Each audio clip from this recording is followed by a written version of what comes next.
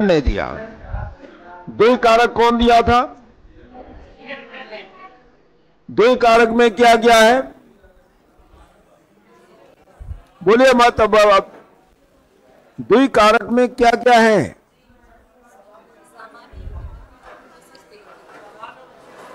एक उन्होंने कहा जी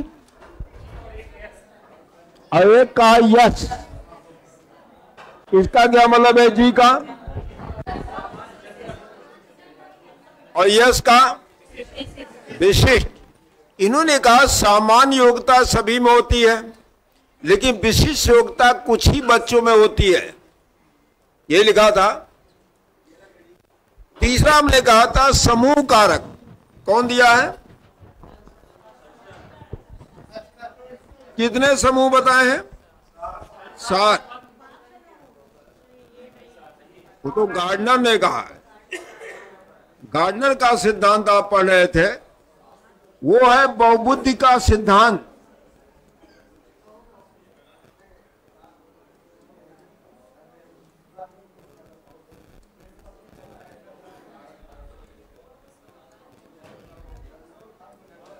बहुबुद्धि सिद्धांत को और के नाम जानते हैं?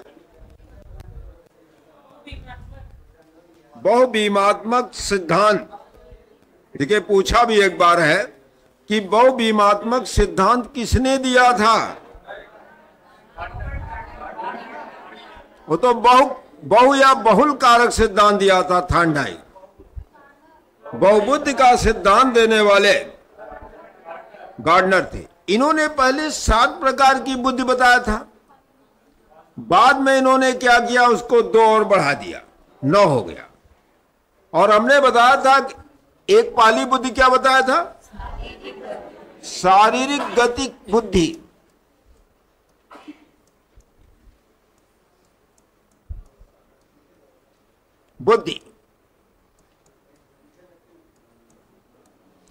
देखिए, जो शारीरिक रूप से गतिविधियों में ज्यादा शामिल हैं, उनमें शारीरिक गतिक बुद्धि पाई जाएगी। जैसे खिलाड़ी है, शल्य चिकित्सक है, डांसर है, नृत्य करता है, उनमें शारीरिक गतिक बुद्धि पाई जाएगी। जो शारीरिक प्रशिक्षण करते, मतलब उसको प्रशिक्षण करते हैं, धावक है, धावक में वो एथलीट, तो लिखा जाएगा उसमें शारीरिक बुद्धि होगी, जिनमें शारीरिक प्रशिक्षण होगा। जैसे डॉक्टर ही होता है। कभी आप डॉक्टर देखिए, जब एमबीबीएस करने के बाद डॉक्टर देखते हैं, जो बैचलर डिग्री लेते हैं एमबीबीएस होता है। एमबीबीएस का पूरा नाम है, देखिए, bachelor of medicine and bachelor of surgery, याद रखिएगा। Bachelor of medicine and bachelor of surgery.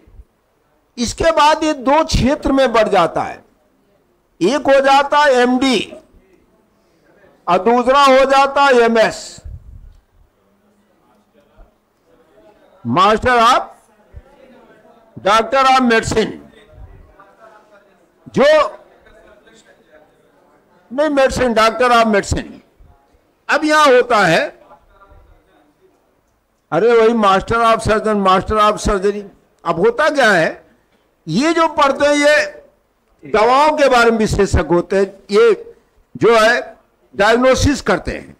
ये क्या करते हैं? शल्य चिकित्सा करते हैं, ऑपरेशन, शल्य क्रिया, छेड़फाड़। इसीलिए बच्चों को देखेंगे जो पढ़ते हैं मेडिकल, उनके कमरों में भी बॉडी रखी रहती है। जो एमएस लोग हैं, मनुष्य की बॉडी रहती है। आप लोग सोच रहे होंगे, कभी जाइए मेडिकल कॉलेज, वहां मनुष्यों की बॉडी रखी रहती है। वो आए दिन उसमें छीड़फाड़ करते रहते हैं, बॉडी देखते रहते हैं, कैसे ऑपरेशन करना है। जिंदा आदमी पर प्रैक्टिकल नहीं कराया जाता। मान लो छुरी उरी गलत चल गई, हाँ हाँ, नहीं, बॉडियां नहीं है। इसीलिए जब देखिए, जो अच्छे मेडिकल कॉलेज हैं, वहां पढ़ाई के दौरान, एमएस के दौरान, शांत रहिए थोड़ा, पढ़ाई के दौरान उनको बॉडी दी जाती है ताकि बॉडी पर वो ऑपरेशन करके सीख लें। अब ऐसा नहीं जीवित आदमी पर ऑपरेशन शुरू कर दें, पता पेट फाड़ दें, सिलिन पाएं। इसीलिए एमएस जब करते हैं तो इनको शल्य चिकित्सा में हाथ का प्रयोग करना होता है। इसीलिए इसमें कभी देखते हैं अच्छे जो सर्जन होते हैं बहुत अच्छा ऑपरेशन करते हैं, उनका हाथ इतना सिस्टमेटिक होता है, कोई भी ऑपरेशन को बहुत आसानी से कर देते हैं। क्यों भाई अमेरिका लोग जाते हैं सर्जरी कराने? यही कारण है क्योंकि वहाँ अच्छे सर्जन है जो अच्छा ऑपरेशन करते हैं।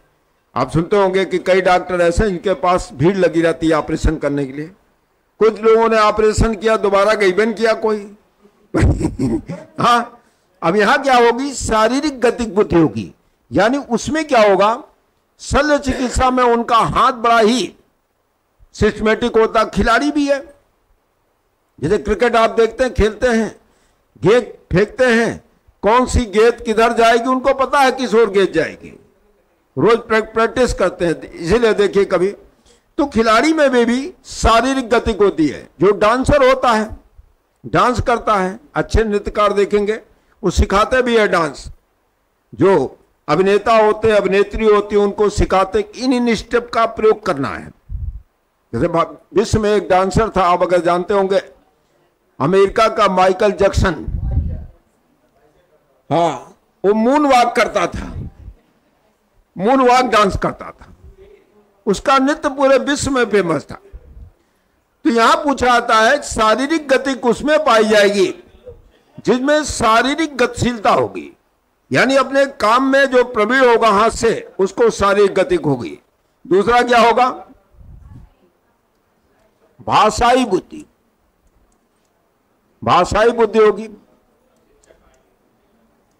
भाषाई बुद्धि होती है जिनमें व्याकरण पढ़ाने वाला शिक्षक है, उनमें भाषाई बुद्धि, नेता में होती भाषाई बुद्धि। हाँ, भाषा बुद्धि होती है। अब ऐसे लोग क्या होता है, भाषा देने में, भाषण देने में भी प्रवीण होते हैं, तो पूछेगा भाषाई बुद्धि किसमें होगी? तो तीसरा क्या होगा? तार्किक बुद्धि। तार्किक बुद्धि किसमें होगी? वैज्ञानिक में होगी, इंजीनियर में होगी, अर्थशास्त्री में होगी, और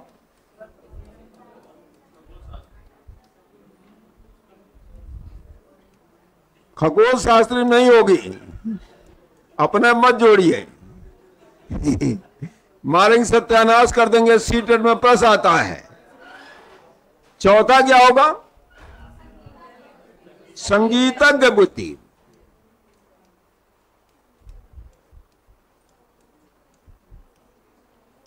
देखिए जो संगीत में जुड़ाव रखते हैं, गीतकार है, संगीतकार है, इसमें संगीतज्ञ बुद्धि होगी।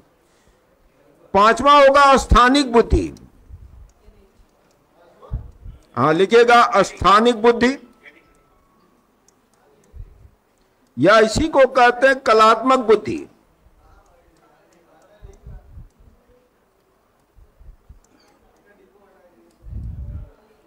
कलात्मक बुद्धि लिखिए, स्थानिक या कलात्मक बुद्धि। देखिए ऐसी बुद्धि जिसमें कला के प्रति, ऐसी बुद्धि जिसमें कला के प्रति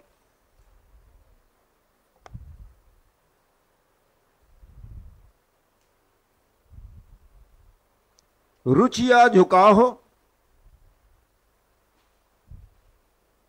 कला के प्रति रुचि या झुकाव हो,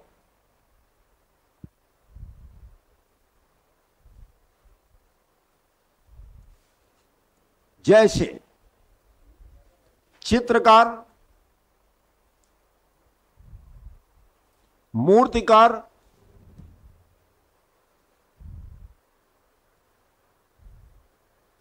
मूर्तिकार, स्थापत्यकार,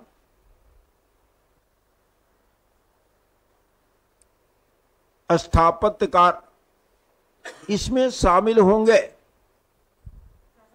इसमें शामिल होंगे।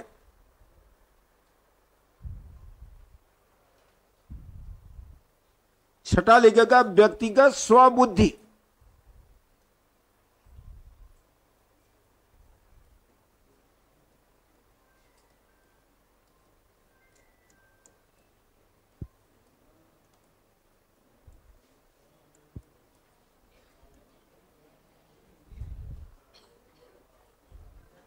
व्यक्तिगत स्वबुद्धि।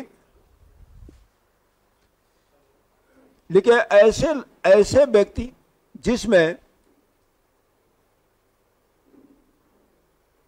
आध्यात्मिक चिंतन हो, ऐसे व्यक्ति जिसमें आध्यात्मिक चिंतन हो,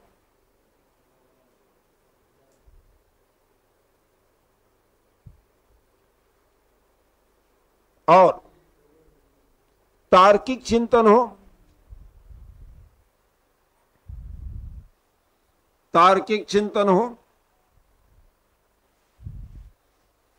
उसे व्यक्तिगत या स्वबुद्धि कहा जाएगा।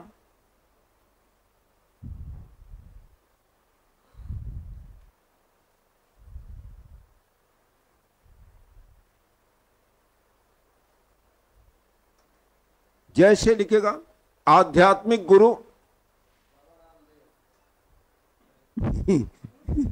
बाबा रामदेव के अलावा और कोई आध्यात्मिक गुरु नहीं है। लिखे कथावाचक, आध्यात्मिक गुरु, कथावाचक और वैज्ञानिक शामिल होते हैं। हाँ, वैज्ञानिक भी होंगे, दोनों में होंगे। फिर एक व्यक्तिगत अन्य बुद्धि। हाँ, व्यक्तिगत अन्य बुद्धि।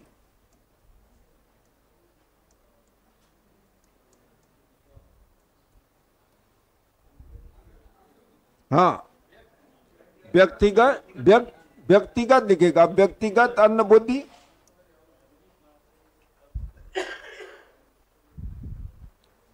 देखिए ऐसी बुद्धि जो सामाजिक कार्यों में, ऐसी बुद्धि जो सामाजिक कार्यों में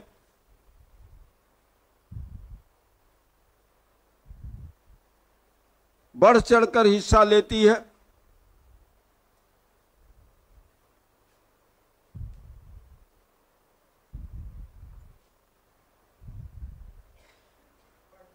हिस्सा लेती है।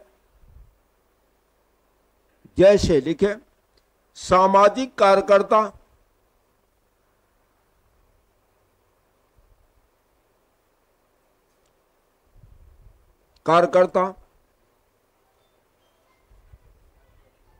गैर सरकारी संगठन का कार्यकर्ता,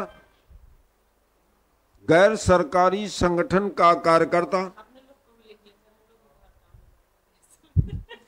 गैर सरकारी संगठन का कार्यकर्ता,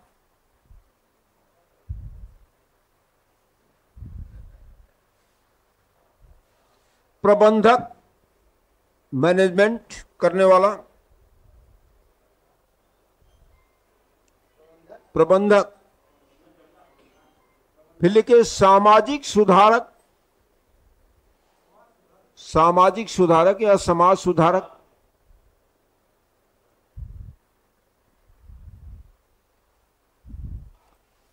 आठवां लिखेगा प्राकृतिक बुद्धि।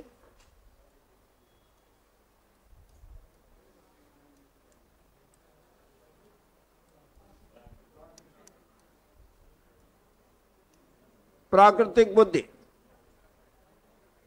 ऐसी बुद्धि जिसका प्रकृति से प्रेम हो, ऐसा बुद्धि जिसका प्रकृति से प्रेम हो, प्रकृति, नेचर, पति नहीं, प्रकृति। जैसे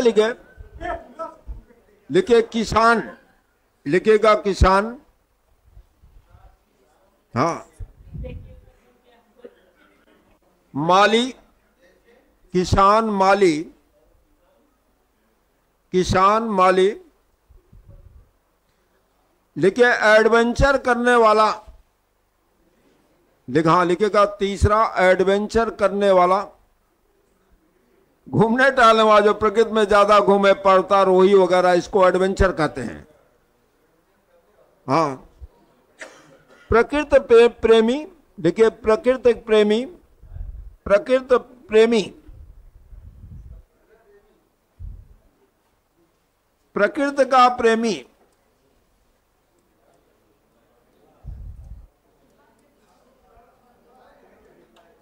जैसे हमारे यहां सुना होगा, एक कवि को नेचर ऑफ पोएट कहा जाता है। किसको? भारत में किस कवि को नेचर ऑफ पोएट कहा जाता है? नहीं मैडम,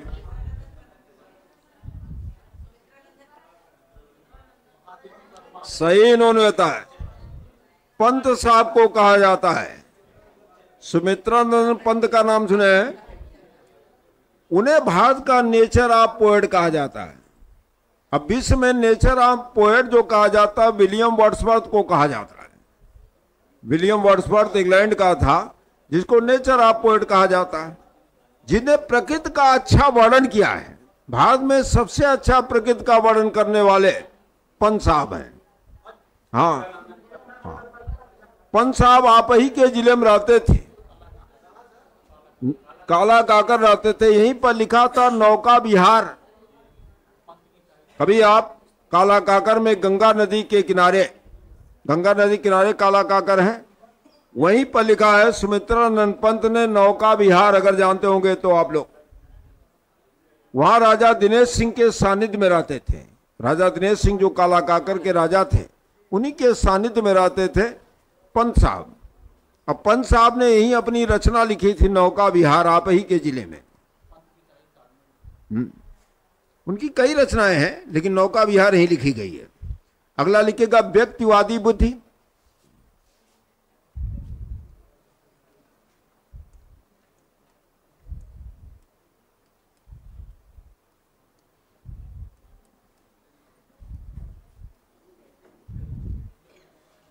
देखिए, ऐसी बुद्धि जिसमें संवेदनशीलता हो, संवेदनशीलता हो,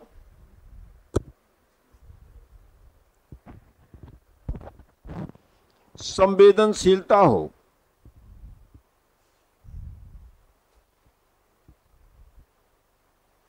जो दूसरे के दुख और सुख दोनों से प्रभावित हो, दुख और सुख दोनों से प्रभावित हो,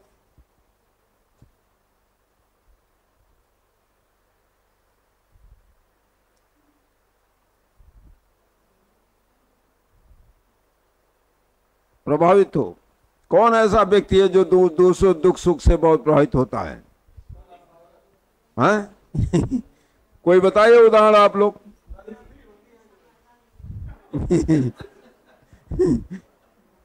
कोई है ऐसा जो है दुख सुख से दोनों से प्रभावित हो? हैं?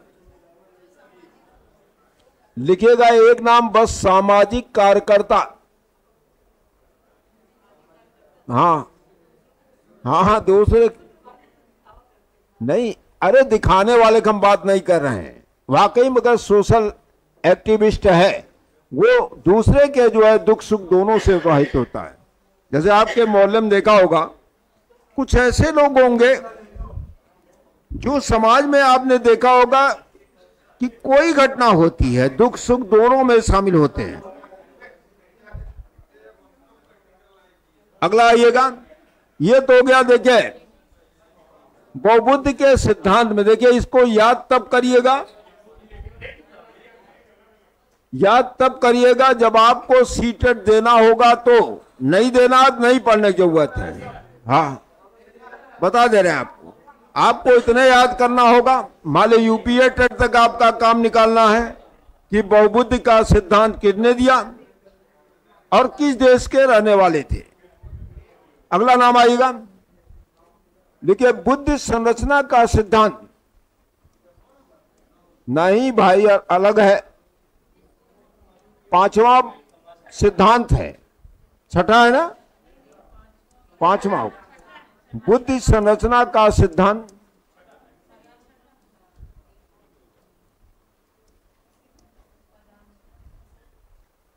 कौन दिया है? अरे ठीक है, अभी हम उसको बता रहे हैं। जेपी गिलफोर्ड ने दिया है।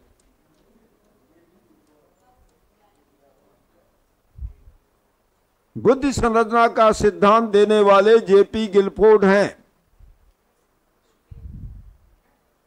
लिखा है का लिखेंगे। आप इसको लिख लिए, लेकिन इसी सिद्धांत को त्रिविमयी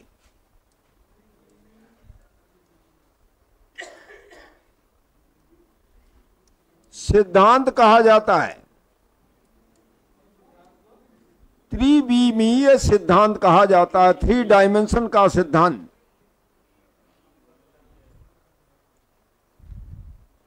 पूछेगा किस सिद्धांत को 3 डायमेंशन का सिद्धांत कहा गया। 3 डायमेंशन अंग्रेजी शब्द है ये, यानी इसमें 3 बीमा है। पहला लिखेगा इसमें बीमा क्या है, विषय वस्तु।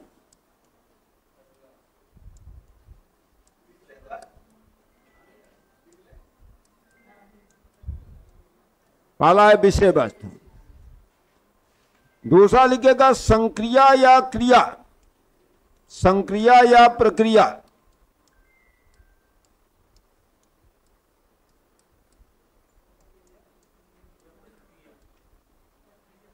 तीसरा हो जाएगा उत्पाद या परिणाम।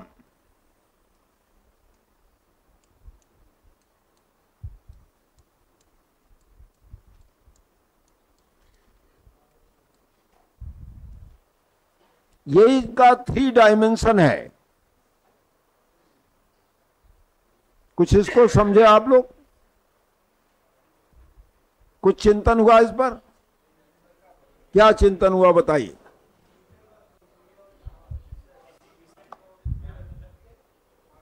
देखिए इसको समझ लीजिए। ये कहते हैं पहले समस्या आवे, समस्या आएगी तो हम समस्या की क्या करेंगे, पहचान करेंगे।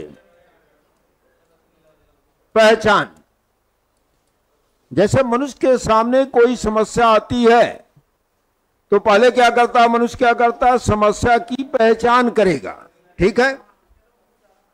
फिर क्या करेगा, समस्या पर प्लान बनाएगा, योजना। तो समस्या की पहचान करना और प्लान बनाना, योजना बनाना, इसी में है, ठीक नहीं? समझ लीजिए, अभी लिखवा दे रहे हैं, समझ जाएंगे तो काम हो जाएगा। संक्रिया का मतलब उस समस्या पर कार्य करना, हम उस पर वर्क करेंगे, काम करेंगे। संक्रिया या प्रक्रिया। उत्पाद क्या, परिणाम, कि जो भी हम कार्य कर रहे हैं हमें कितना सफलता मिली। भाई हमने कहा परिणाम, जब कार्य करते हैं असफल भी होते हैं, सफल भी होते हैं। असफलता और सफलता दोनों परिणाम है, ध्यान रखिएगा। ये कहते हैं पहले मनुष्य के सामने कोई समस्या आएगी तो हम क्या करेंगे, समस्या की पहचान करेंगे। फिर उस समस्या को समाधान करने के लिए योजना बनाएंगे, प्लान बनाएंगे। ये दोनों इसमें शामिल है। दूसरा कहते हैं संक्रिया, उस समस्या पर कार्य करेंगे। हम जब वर्क करेंगे, कार्य करेंगे तो उसका कुछ न कुछ परिणाम होगा। परिणाम सुखद भी होता है। मैंने कहा जब हम कोई कार्य को करते हैं तो 2 चीजें होती हैं, सफल भी होते हैं, असफल भी होते हैं। और हमने बार बार कहा आपसे कि असफलता भी अधिगम का महत्वपूर्ण हिस्सा है, गलतियां भी अधिगम का महत्वपूर्ण हिस्सा है, ठीक है, समझ गया बात। तो ये कहते हैं विषय वस्तु, इसी को 3 डायमेंशन कहा गया है, त्रिविमयी कहा गया है, ध्यान रखिएगा। चलिए समझ लिखे गए तो आप लिखिएगा, लिखे विषय वस्तु के अनुसार, उसी में लिखेगा नंबर 1 डालिएगा, 1 डालिएगा बस। विषय वस्तु के अनुसार अधिगम एक संज्ञानात्मक कार्य है।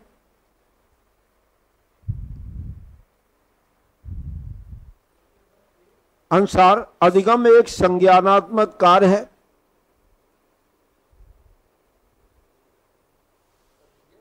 एक संज्ञानात्मक कार्य है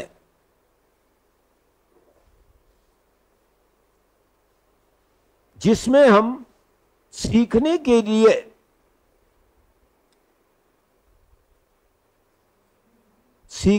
लिए समस्या की पहचान करते हैं,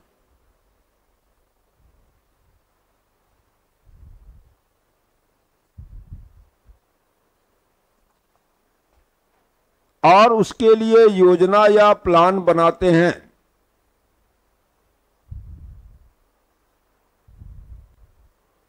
उसके लिए योजना या प्लान बनाते हैं।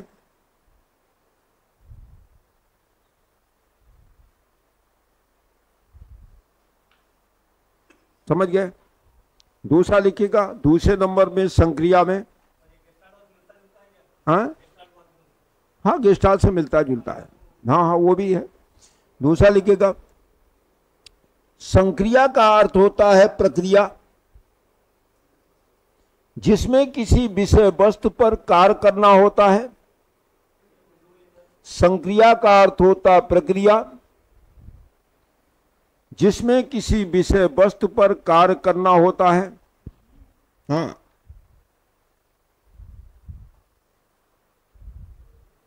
कार्य करना होता है, विषय वस्तु पर हम कार्य करते हैं।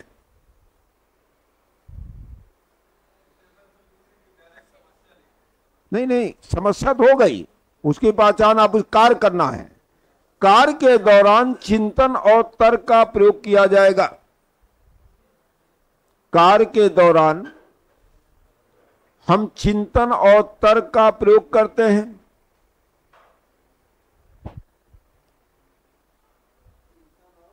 तर्क का प्रयोग करते हैं।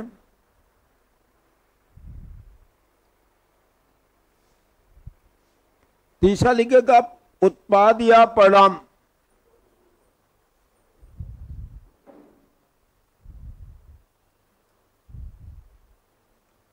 उत्पाद या परिणाम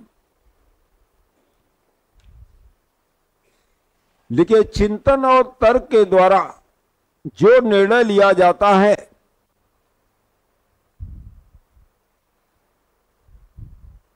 चिंतन और तर्क के द्वारा जो निर्णय लिया जाता है,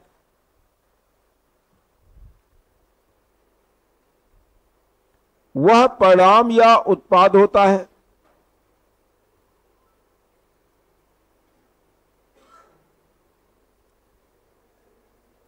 परिणाम या उत्पाद होता है।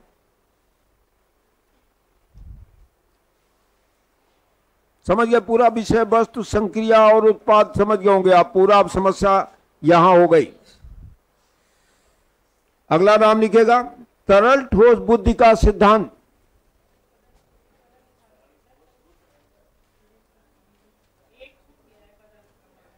बता रहे हैं अभी, तरल ठोस बुद्धि का सिद्धांत, ये 7वां है ना।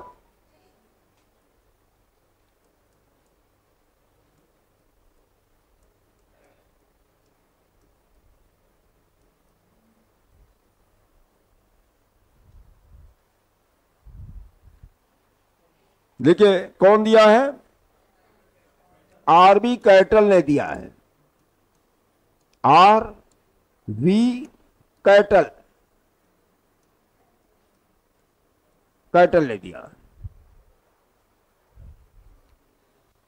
ले इसी को मोजेक सिद्धांत भी कहा जाता है। Mosaic model.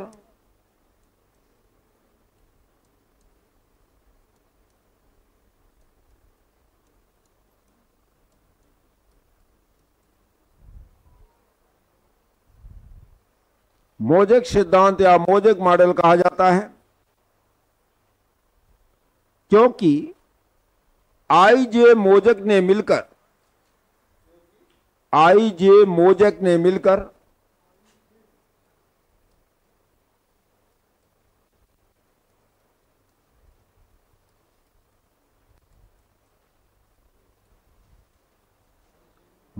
मिलकर सिद्धांत को विकसित किया था।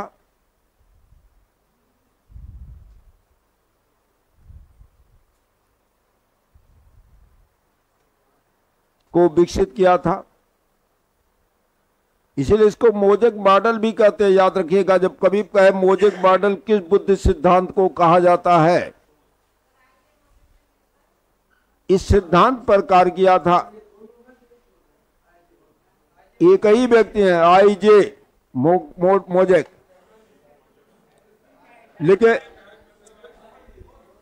लिखेगा, इन दोनों के अनुसार बुद्धि एक घनीभूत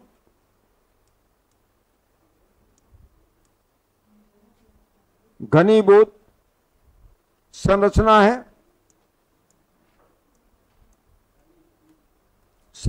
है,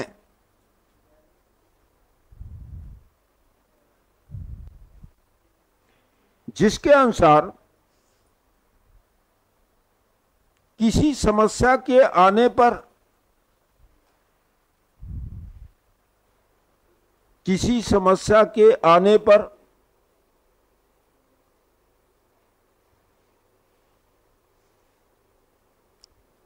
बुद्धि पहले किसी समस्या का पहचान करती है,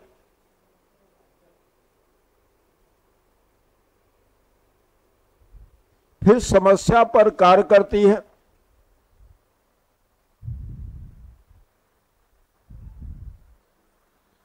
और वातावरण के अनुसार निर्णय लेती है।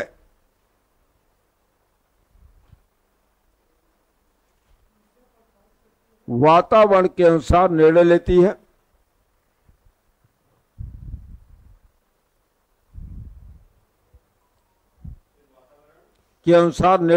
है।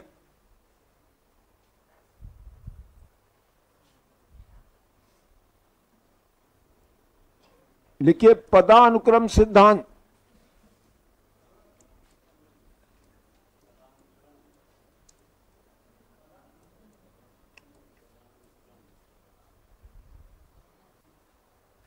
कौन दिया था?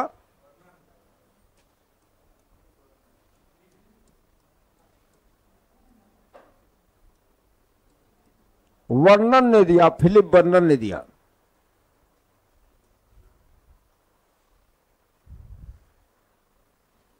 लिखेगा इनके अनुसार बुद्धि संरचनाओं का योग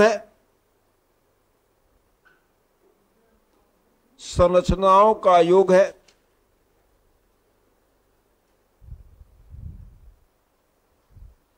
जैसे जैसे आयु बढ़ती है,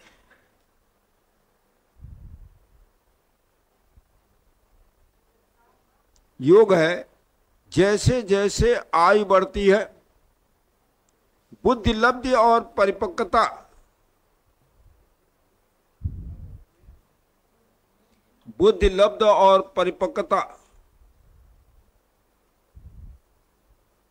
दोनों पदानुक्रम बढ़ती है।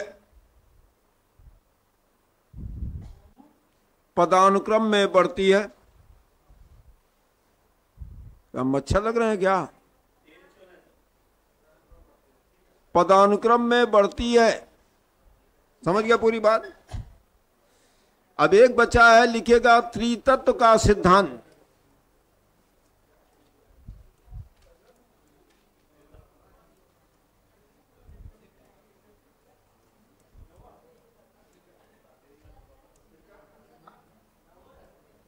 और 9वां होगा ही। त्रितत्व का सिद्धांत कौन दिया था? स्टैनबर्ग।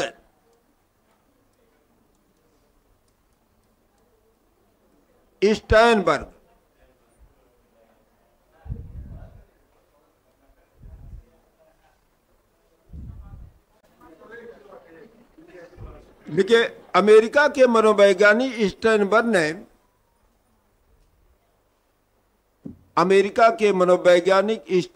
ने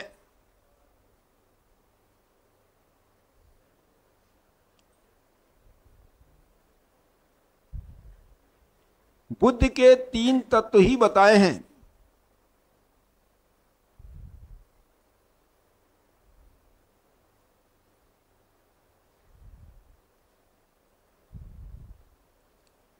तार्किक तत्व, नंबर 1 तार्किक तत्व,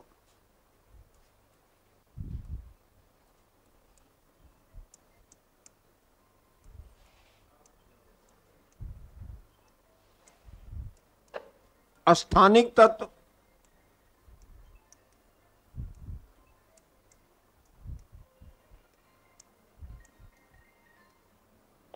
तीसरा लिखेगा भाषाई तत्व।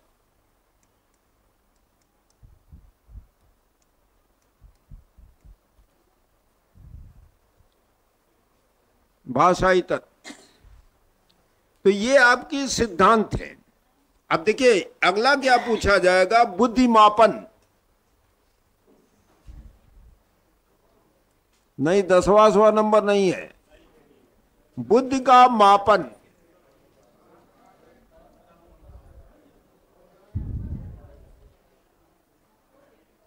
देखिए बुद्धि का मापन दो तरीके, पहले समझ लिया तो हम आपको बात करें। बुद्धि का मापन दो तरीके से होगा। पहला होगा व्यक्तिगत,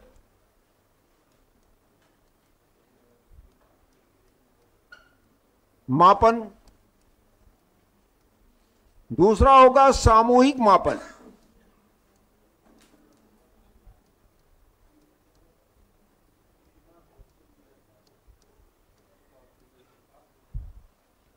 इसमें भी दो मापन होगा, एक होगा शाब्दिक,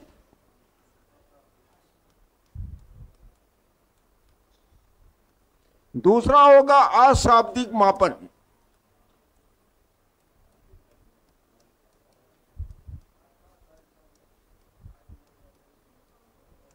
यहां भी दो होगा, शाब्दिक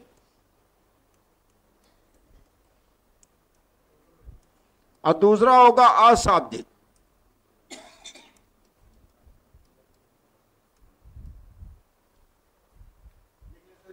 अब पहले समझ लिए, अभी लिखवा देते हैं। देखिए मापन दो प्रकार से होता बुद्धि का, एक होगा व्यक्तिगत, एक होगा सामूहिक। जैसे एक कक्षा है, इसका सामूहिक मापन नहीं हो सकता। क्यों जानते हैं? क्योंकि आधार आय यहां भिन्न भिन्न है, वास्तविक आय जो है यहां भिन्न भिन्न है। तो हम क्या होगा, यहां सामूहिक मापन नहीं कर सकते।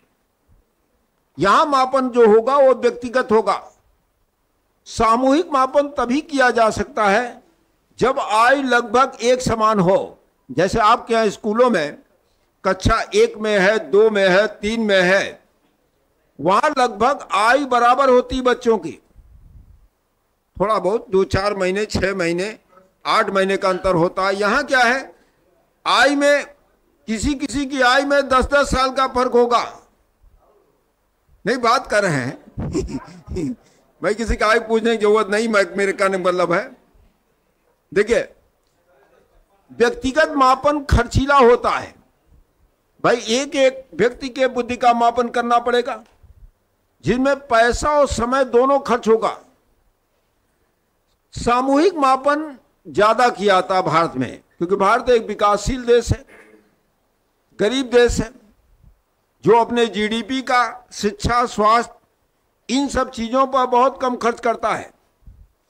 आप उठा के देखिए, आपकी जो राष्ट्रीय शिक्षा नीति है एनईपी 2020, जिसमें कहा गया कि शिक्षा पर 6% खर्च किया जाए, लेकिन हम खर्च कितना कर रहे हैं, 3.2% खर्च कर रहे हैं। 3.2% हम शिक्षा पर खर्च कर रहे हैं। स्वास्थ्य पर खर्च करना चाहिए कम से कम 8%, नहीं हम खर्च कर पा रहे हैं। समझ गए?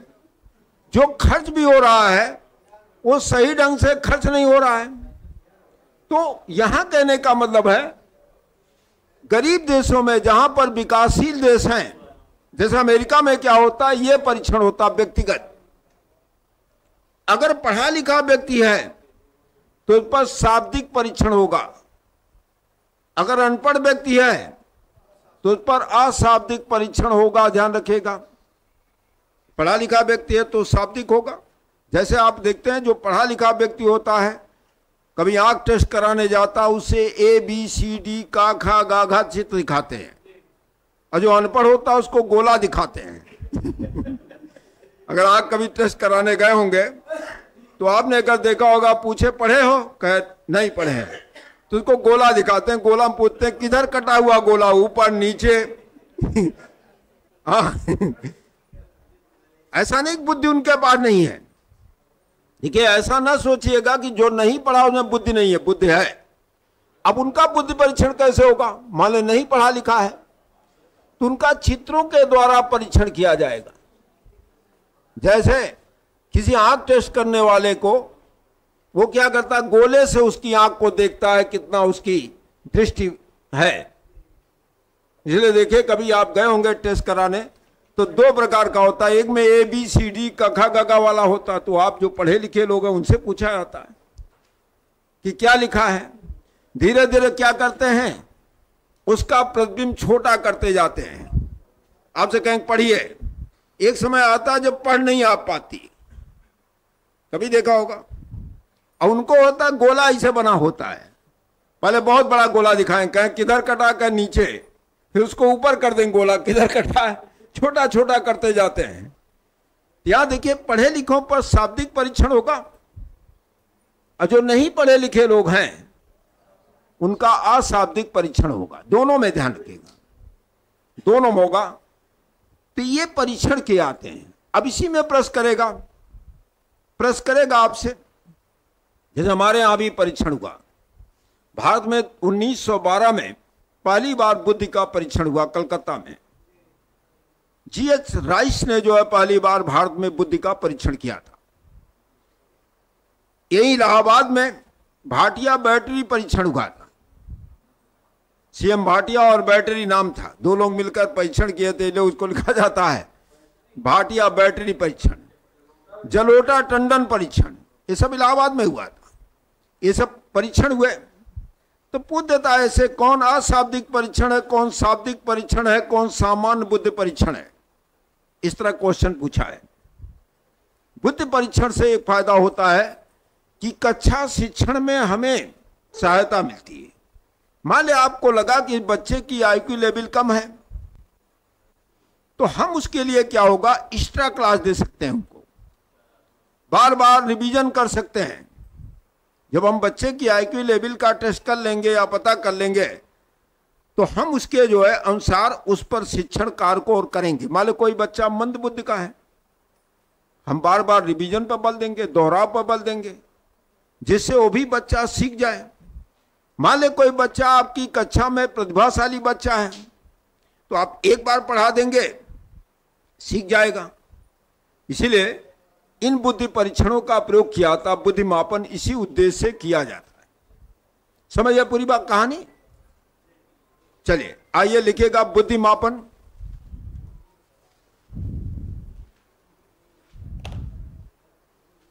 लिखिए बुद्धि मापन सबसे पहले 1905 में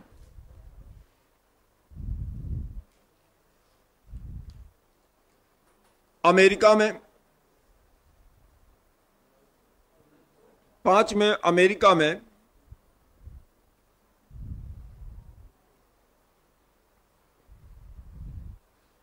अल्फ्रेड बिने और साइमन ने, अल्फ्रेड बिने और साइमन ने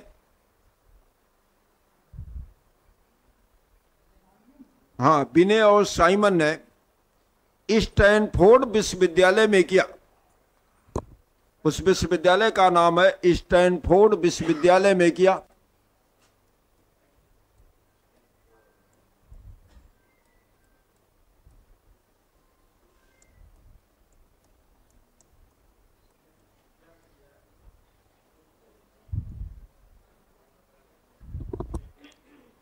देखिए जो बुद्धि का व्यक्तिगत और शाब्दिक परीक्षण था, जो बुद्धि का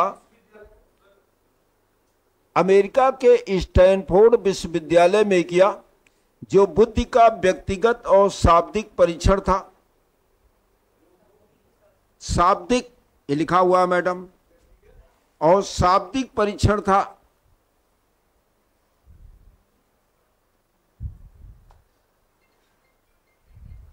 दूसरा लिखे भारत में विनय साइमन परीक्षण के आधार पर, भारत में, उसी में लिखेगा भारत में विनय साइमन परीक्षण के आधार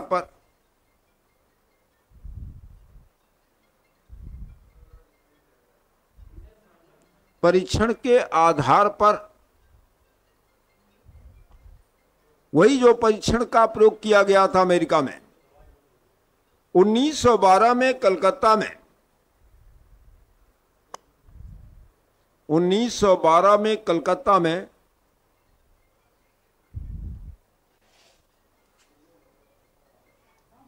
G.S. राइस ने किया।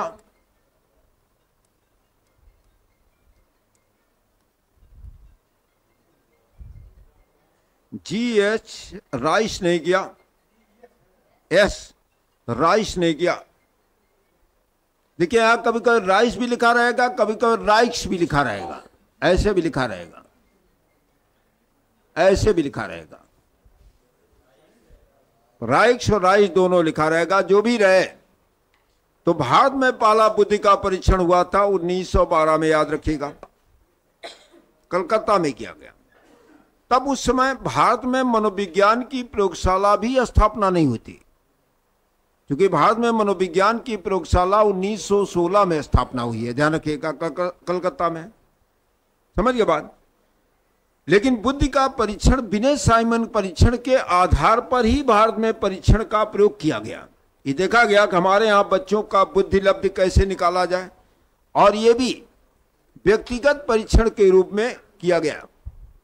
लिखेगा, भारत जैसे विकासशील देश में, भारत जैसे विकासशील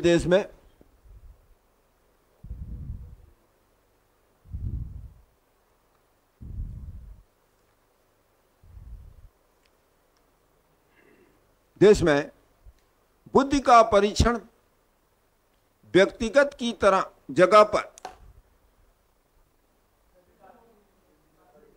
परीक्षण व्यक्तिगत की जगह पर सामूहिक परीक्षण किया गया, की जगह पर सामूहिक परीक्षण किया गया।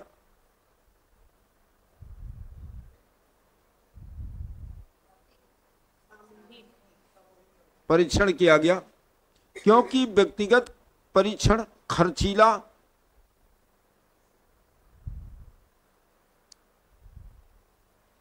और इसमें समय लगता है,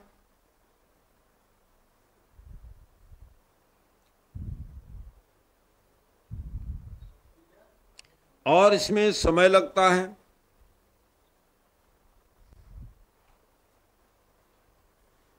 सामूहिक परीक्षण कम खर्चीला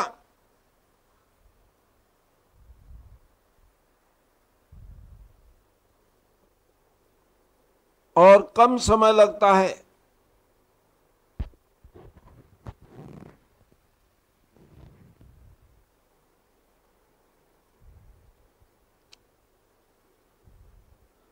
समझ गया इसका कारण? कभी कभी पूछ देता आपसे, सीटेट में आएगा, क्या कारण है भारत जैसे विकासशील देशों में व्यक्तिगत परीक्षण की जगह सामूहिक परीक्षण ज्यादा किए गए?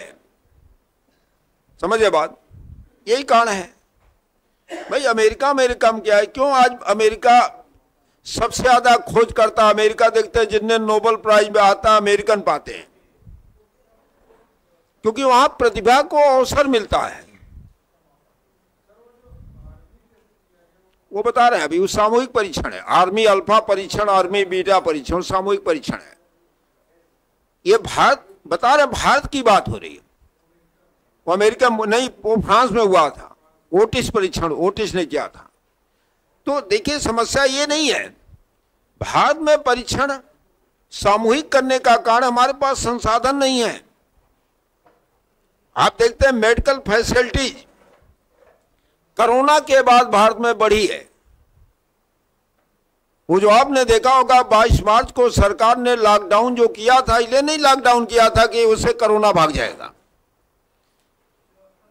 हमारे पास व्यवस्था नहीं थी, हमारे पास बेड ही नहीं था, हमारे पास पीपी किट ही नहीं था, हमारे पास सैनिटाइजर ही नहीं था, मास्क ही नहीं था। अगर इतने लोग गैदरिंग कर देते और एक एक दिन में 2-2 लाख मरीज निकलते, सरकार किस अस्पताल भर्ती करती? तो सरकार ने सोचा कि भाई इनको बताया जाए, भाई लॉकडाउन हो जाए कोरोना भाग जाएगा, थाली ताली बजाएंगे कोरोना भाग जाएगा, टार जला देंगे, मोबाइल जला देंगे, कोरोना भाग जाएगा। उससे कोरोना भागने नहीं बात थी, सरकार पूरी तैयारी अंदर अंदर कर रही थी, जान रही थी अगर हम ये बता देंगे तो भारत में क्या होगा, भगदड़ मच जाएगी। और हुआ भी, बंबई चल दिया साइकिल मोटरसाइकिल से, जो जैसे पाए चल दिए। जबकि सरकार का उद्देश्य क्या था? लोगों की पहली जरूरत थी जान बचाना, पहला उद्देश्य था। सरकार नियत नहीं खराब थी, ध्यान रखिएगा, आप ये ध्यान रखिएगा, सरकार की उसमें नियत नहीं खराब थी। हमारे पास था ही नहीं इंफ्रास्ट्रक्चर। क्या करती सरकार? भाई, जिस देश की आबादी 1 अरब 40 करोड़ है, अगर एक दिन में 2 लाख मरीज निकलने लगे, एक जिले में 10,000 मरीज निकलने लगे, कितने लोग का है आपके अस्पताल में जो बेड है? तो सरकार ने इसीलिए इन सब चीजों को किया कि कम से कम थाली ताली बजाएंगे, इसमें व्यस्त रहेंगे। हाँ, दिमाग में रामायण मार देखेंगे कुछ दिन तक। तो यही कारण था, और कोई कारण नहीं था। क्या? देखिए राधे श्याम जी, अगर आपको भी प्रधानमंत्री बना दिया गया होता तो आप भी उस परिस्थितियों में वैसा ही निर्णय लेते। देखिए, सुन लीजिए, है तो अब आप सोच सकते हैं कि आपके विद्यालय में 150-200 बच्चे होते हैं, उनको नियंत्रित करना बड़ा कठिन काम होता है, आपको नियंत्रित करना बड़ा कठिन होता है। कभी कभी देखिए, क्लास समय खत्म हो जाता, उसक पुसक आप लोग मचाते हैं कि जल्दी छुट्टी हो जा, भागे। जबकि आपका उद्देश्य क्या होना चाहिए? वो पढ़ने, भाई जितना पढ़े उतना अच्छी बात है। तो मेरे कहने का मतलब ये नहीं है।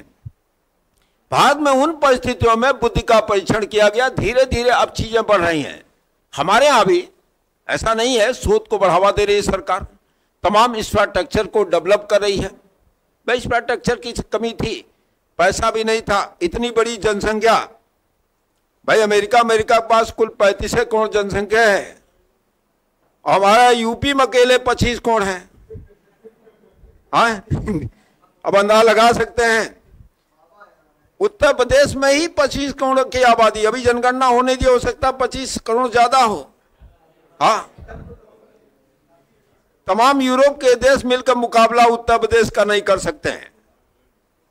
जिस रूस की बात करते हैं वहां कुल 17 करोड़ जनसंख्या है, 17 करोड़ बस। ताकत इसलिए है भैया, आज मैन पावर से आदमी नहीं जीत सकता, टेक्नोलॉजी से जीतता है। भाई, इजराइल एक छोटा सा देश है, पूरे गल्फ कंट्री में लड़ रहा, कैसे? अपनी तकनीक के माध्यम से। चलिए, ये सब बात की है, लिखेगा। बुद्धि का पहला सामूहिक परीक्षण, हाँ, बुद्धि का पहला सामूहिक परीक्षण 1916 में फ्रांस में ओटिस महोदय ने, 16 में फ्रांस में ओटिस महोदय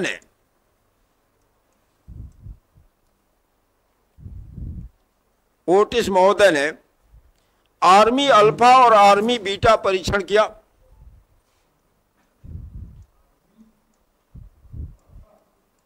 अल्फा यो आर्मी बीटा परीक्षण किया।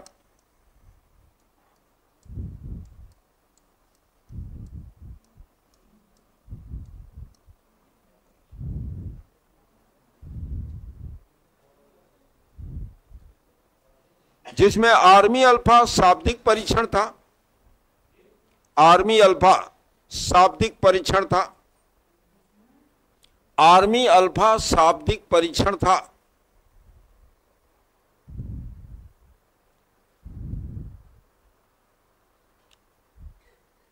और आर्मी बीटा अशाब्दिक परीक्षण था।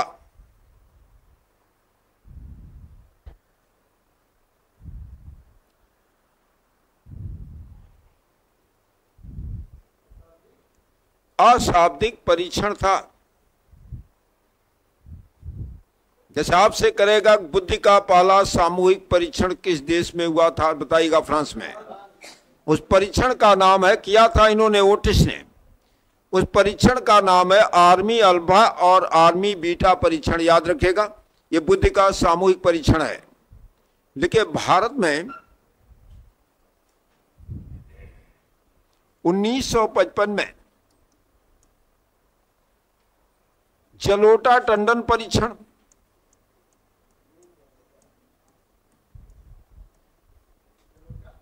टंडन परीक्षण प्रयागराज में, सामान्य बुद्ध परीक्षण हुआ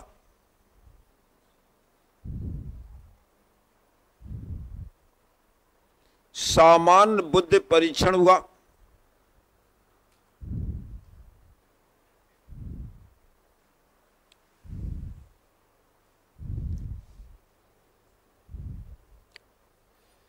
जो शाब्दिक परीक्षण था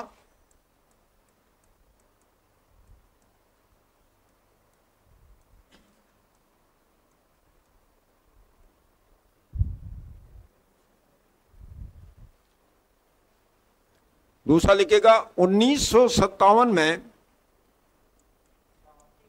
शाब्दिक परीक्षण था। 1957 में भाटिया बैटरी परीक्षण,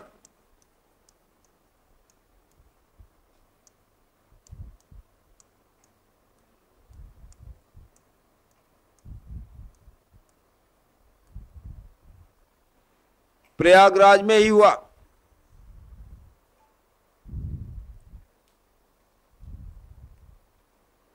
जिसमें 5 उप परीक्षण हुए।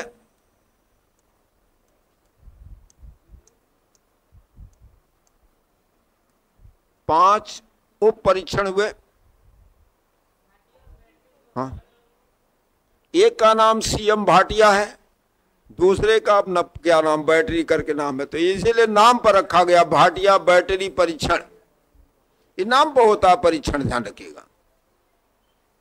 जैसे हमारे यहां सुनते होंगे तमाम आयोग बनते हैं, आज ही आपने सुना होगा 8वां वेतन आयोग गठित हुआ है कल। अब 8वां वेतन आयोग का गठन हुआ है, रंजना प्रकाश देसाई की अध्यक्षता बना है। तो होता गया, अब ये आपको देगा कि 8वां वेतन आयोग किसकी अध्यक्षता बनाया गया, तो देसाई आयोग का देंगे। मान लो नहीं पूरा नाम ले रहे, देसाई आयोग बनाया गया। जैसे 7वां वेतन आयोग बना था इसके पहले, तो वेतन आयोग का गठन किसी नाम पर किया गया, किसी अध्यक्ष बनाया गया, तो इसीलिए इसे नाम दिया था भाटिया बैटरी परीक्षण। लिखेगा यह अशाब्दिक परीक्षण था।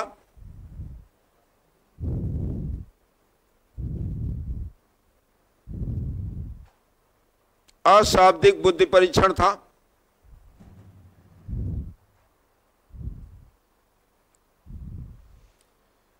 लिखे पोर्टियस महोदय ने, पोर्टियस नहीं, अगला अलग लिखेगा, पोर्टियस महोदय ने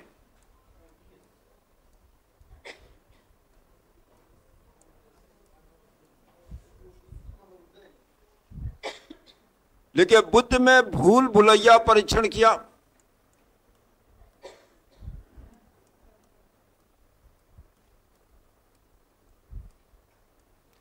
इनको नाम याद रखना पड़ेगा, ध्यान रखिएगा,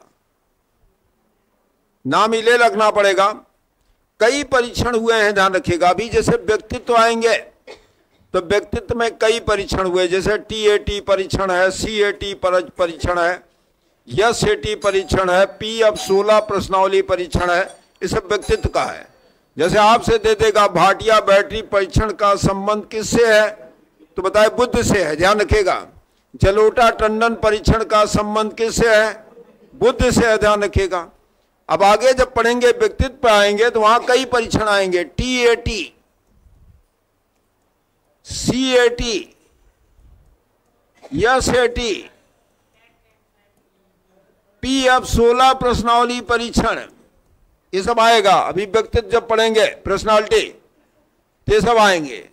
तो यहां आपसे कभी कभी पूछता है टेट में, दे देगा भूल भुलैया परीक्षण किससे संबंधित है,